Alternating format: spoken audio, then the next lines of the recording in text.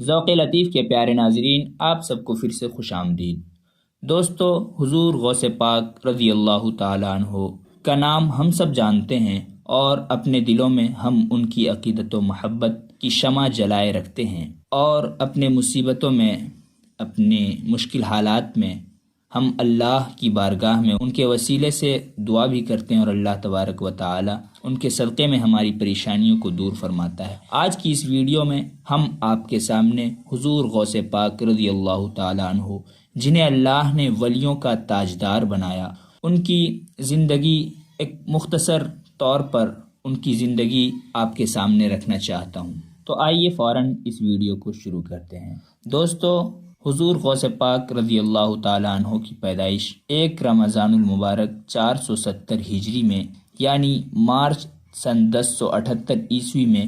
ایران کے شہر جیلان میں ہوئی۔ آپ اپنے والد محترم کی طرف سے آپ کا سلسلہ نسب، آپ کا خاندانی رشتہ حضرت امام حسن رضی اللہ تعالیٰ عنہ تک پہنچتا ہے، اور آپ اپنی ماں کی طرف سے حضرت امام حسین رضی اللہ تعالیٰ عنہ تک آپ کا سلسلہ خاندانی پہنچتا ہے۔ دوستو، حضور غوث پاک رضی اللہ تعالیٰ عنہ کو اللہ تبارک و تعالی نے جو مرتبہ اور جو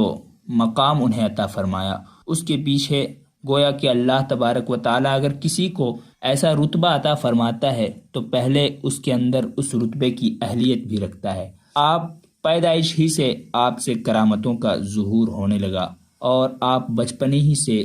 دوسروں سے بہت الگ اور ممتاز تھے۔ آپ کھیلنے کے لیے جایا کرتے تھے تو آپ فرماتے ہیں کہ مجھے آواز آتی کہ عبد القادر، تمہیں اس لیے نہیں پیدا کیا گیا۔ حضور غوث پاک رضی اللہ تعالی عنہ کی کرامتوں کو ہم سنتے رہتے ہیں۔ بچپنے ہی سے آپ سے کرامتوں کا ظہور ہونے لگا تھا۔ آپ کو اللہ تبارک و تعالی نے چونکہ پیدا ہی کسی خاص مقصد کے تحت کیا تھا، لہٰذا آپ شروع سے ہی علم دین حاصل کرنے کے شوقین تھے، اور آپ نے اپنے بچپنے کے زمانے میں اپنے آبائی شہر میں، یعنی جہاں آپ کی پیدائش ہوئی تھی، وہیں علاقے میں آپ نے تعلیم حاصل کی، اور اس کے بعد مزید تعلیم حاصل کرنے کے لیے آپ نے لگ بھگ 18 سال کی عمر میں ایران سے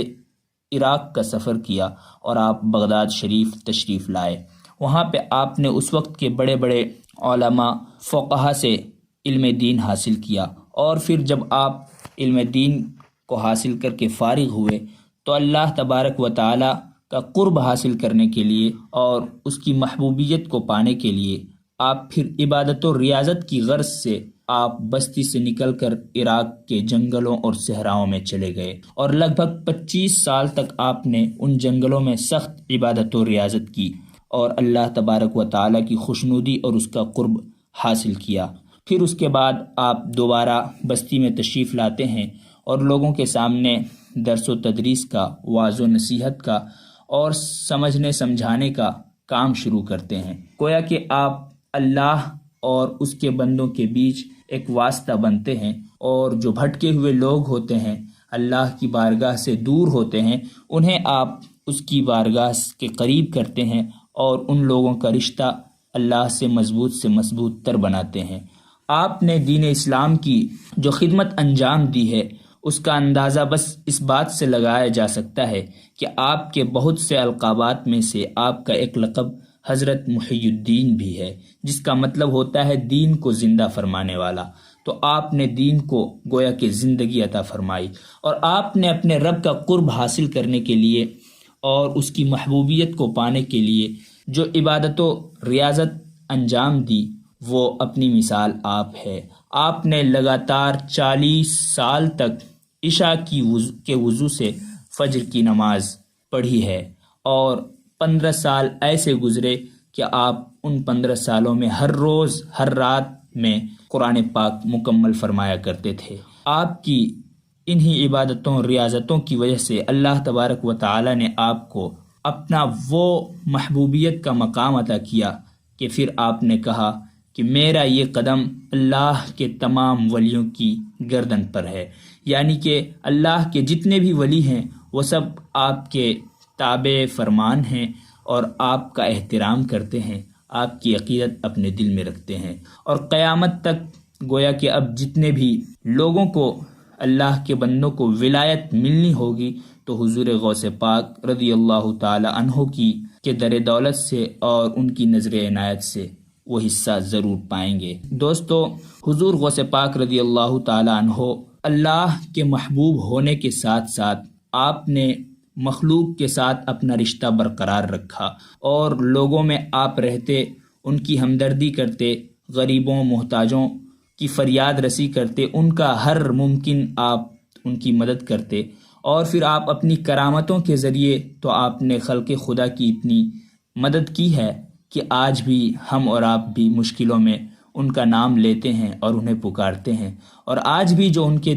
جن کے دلوں میں ان کی عقیدت و محبت ہے اور جو اپنی مشکلات میں حضور غوث پاک رضی اللہ تعالیٰ عنہ کو پکارتے ہیں، وہ ان سے فیض ضرور پاتے ہیں اور اپنی مشکلوں کو ضرور وہ حل ہوا پاتے ہیں۔ تو دوستو، حضور غوث پاک رضی اللہ تعالیٰ عنہ اللہ کے بہت بڑے ولی ہیں، بلکہ اب آپ یہ سمجھ لیں کہ آنے والے قیامت کے دن تک حضرت امام مہدی رضی اللہ تعالیٰ عنہ کے آنے تک، ابھی ان کے آنے تک جو ولایت کا سب سے بڑا درجہ ہے وہ اللہ تبارک و تعالیٰ نے حضور غوث پاک رضی اللہ تعالیٰ عنہ کے سپرد فرمایا ہے، اس منصب پر آپ کو فائز فرمایا ہے، اور آج بھی ان کی کرامتیں اور ان کے فیضان کا دریا جوش پر ہے، اور جو ان سے عقیدت و محبت رکھتے ہیں وہ کبھی بھی ان کے در سے محروم نہیں ہوتے ہیں۔ ہمیں اور آپ کو بھی اپنے دلوں میں ان کی محبت رکھنا چاہیے، اور اگر ہم محبت رکھتے ہیں تو پھر انشاءاللہ تبارک و تعالی وہ ضرور ہماری دستگیری فرمائیں گے۔ تو دوستو، یہ مختصر سی ویڈیو تھی۔ آپ کا وصال، آپ کا انتقال 561 ہجری میں ہوتا ہے اور آپ اس دنیا سے تشریف لے جاتے ہیں، لیکن اس کے باوجود بھی پوری دنیا پر آپ کا فیضان آج بھی جاری و ساری ہے۔ اب ملتے ہیں اگلی ویڈیو میں، تب تک کے لیے خدا حافظ۔